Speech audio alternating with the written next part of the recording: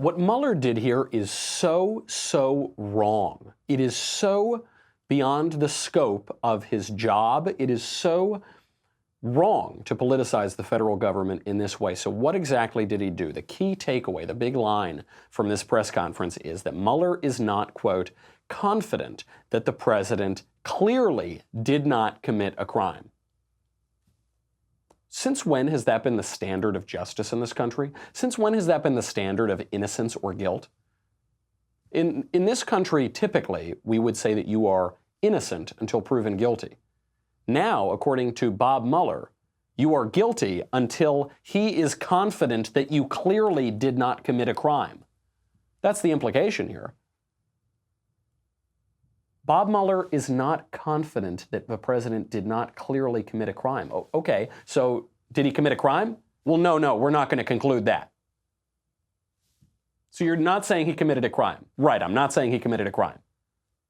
So then you're saying there's no actionable evidence that he committed a crime. Well, yeah, but I'm not confident that he didn't clearly commit a crime, that he clearly did not commit a crime. What is this all about? Now, his defense here, he comes on and says that under DOJ guidelines, he can't indict the president. Okay. So then why was he investigating this obstruction in the first place? Why did he write 200 pages about obstruction in the first place? And I know this is very confusing. It's gone on for years now. We hear about the Mueller investigation, the Russia, the collusion. What was Bob Mueller tasked with doing in the first place? The entire reason that Bob Mueller was appointed, the entire reason he has this investigation, is to determine the extent of Russian interference in the 2016 election.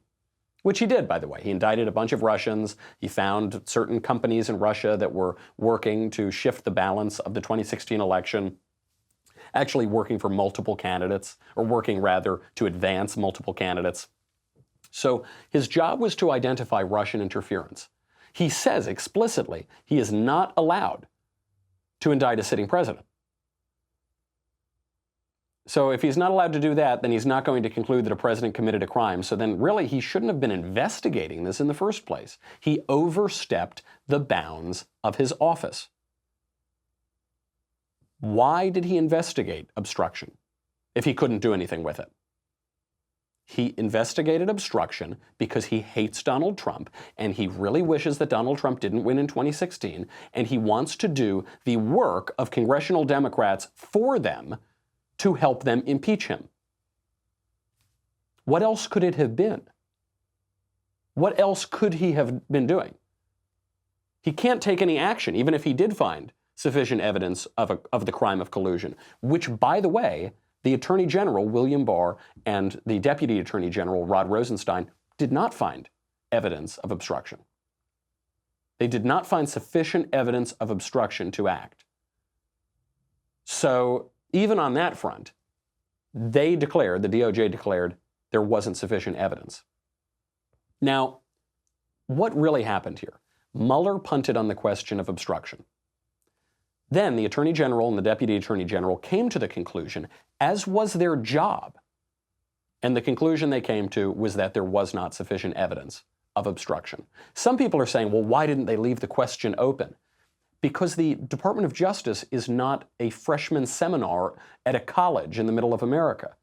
The purpose of the Department of Justice is not to foster intellectual debate and engage in hypotheticals and just leave questions out there and you can form your own conclusions. The Department of Justice is the Department of Justice. It is there to prosecute. It is there to effect justice. You don't get to just leave academic questions hanging in the air. You have to come to a conclusion. So they came to the conclusion, and Bob Mueller is really upset that the report that he gave out did not have the political effect that he obviously wanted, which was to hurt the president.